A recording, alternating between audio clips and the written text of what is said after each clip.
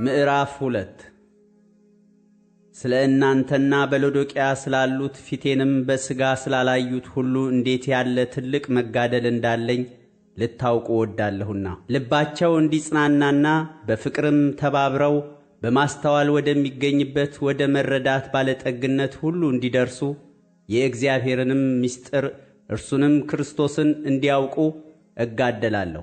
የተሰወረ የጥበብና የእውቀት መዝገብ ሁሉ በእርሱ ነውና ማንም በሚያባብል ቃል እንዳያስታችሁ ይህን እላለሁ። በሥጋ ምንም እንኳን ብርቅ በመንፈስ ከእናንተ ጋር ነኝና ሥርዓታችሁንም በክርስቶስም ያለውን የእምነታችሁን ጽናት እያየሁ ደስ ይለኛል። እንግዲህ ጌታ ክርስቶስ ኢየሱስን እንደ ተቀበላችሁት በእርሱ ተመላለሱ፣ ስር ሰዳችሁ በእርሱ ታነጹ። እንደ ተማራችሁም በሃይማኖት ጽኑ፣ ምስጋናም ይብዛላችሁ።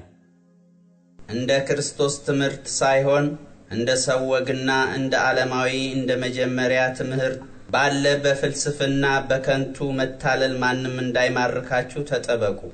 በእርሱ የመለኮት ሙላት ሁሉ በሰውነት ተገልጦ ይኖራልና ለአለቅነትና ለሥልጣንም ሁሉ ራስ በሆነ በእርሱ ሆናችሁ ተሞልታችኋል።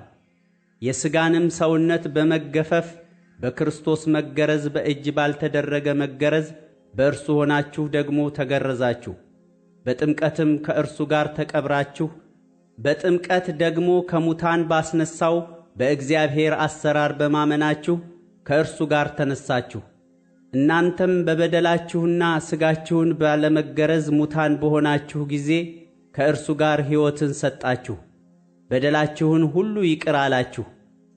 በእኛ ላይ የነበረውን የሚቃወመንንም በትእዛዛት የተጻፈውን የዕዳ ጽሕፈት ደመሰሰው፣ እርሱንም በመስቀል ጠርቆ ከመንገድ አስወግዶታል። አለቅነትንና ሥልጣናትን ገፎ ድል በመንሳት በእርሱ እያዞራቸው በግልጥ አሳያቸው።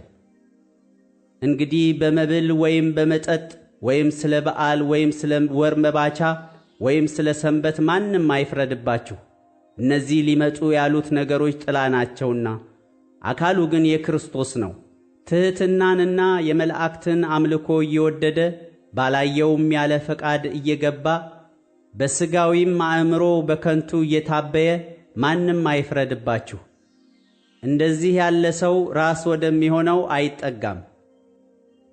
ከእርሱም አካል ሁሉ በጅማትና በማሰሪያ ምግብን እየተቀበለ እየተጋጠመም እግዚአብሔር በሚሰጠው ማደግ ያድጋል።